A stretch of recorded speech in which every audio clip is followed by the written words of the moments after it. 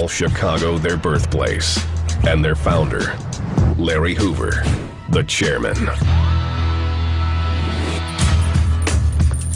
This former GD, who we'll call Q, is currently behind bars on a weapons charge. Q said Hoover wanted to control not only Chicago's drug traffic, but also legitimate businesses. Larry had a little philosophy: why carry a gun when you can carry a briefcase? Why wear a hat when you can wear a suit and tie? He was ultimately trying to turn us all into businessmen. The discipline within the gang and the violence that occurred within the gang was as great as the violence they perpetrated on their rival gangs.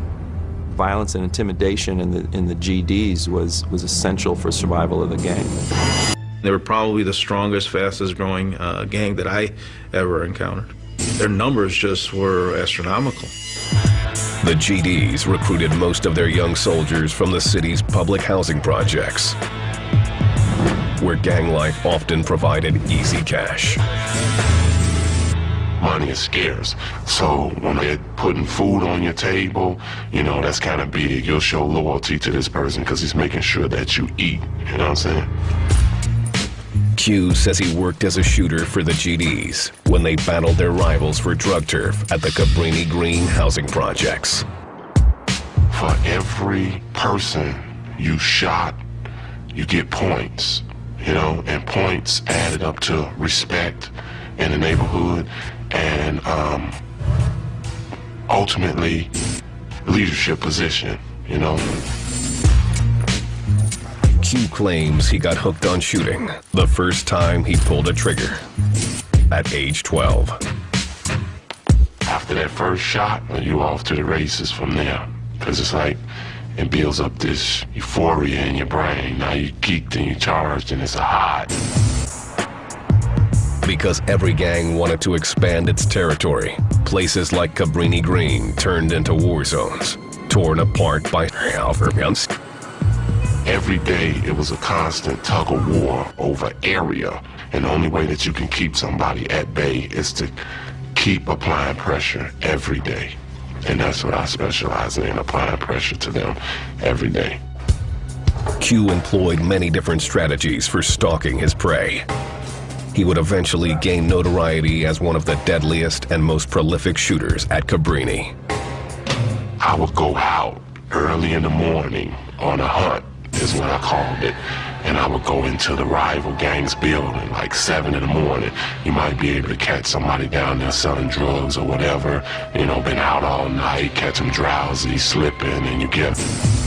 Like any organization, you need a leader. And Larry Hoover, you know, had this vision for the gangster disciples, and they followed it.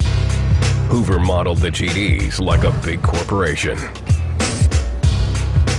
He appointed himself chairman and set up a board of directors inside the pen. Larry Hoover was very, very sharp in terms of flying under the radar. He didn't walk around flying colors. He didn't walk around flashing signs. He was very low-keyed in his presence. He had developed his organization to a point where he had several layers that made it very difficult to ever implicate him on anything. Q says that the GD's leaders recruited young kids for one thing: money. While gang leaders boasted about brotherhood, it was really all about bank. When I first synced it and I brought it to their attention to quiet me up, they gave me a cut. You know what I'm saying? Hush money. Ever since then, I didn't have any more respect for the organization. They could care less about you. They will throw you aside when you are no longer useful. Inevitably, it just boils down to money. Nothing else matters. Street soldiers believe that this is the easy way to make money, gain prestige, power, and control. But for the most part, they never make it. Somewhere along the line, they assault someone, or they beat up the wrong guy, or they get shot. They never make it. They're never successful. Either you're gonna spend the rest of your life in jail, or you're gonna be dead. And I can guarantee you that. Played that game, synced it from the beginning to the end. And it always ends the same way.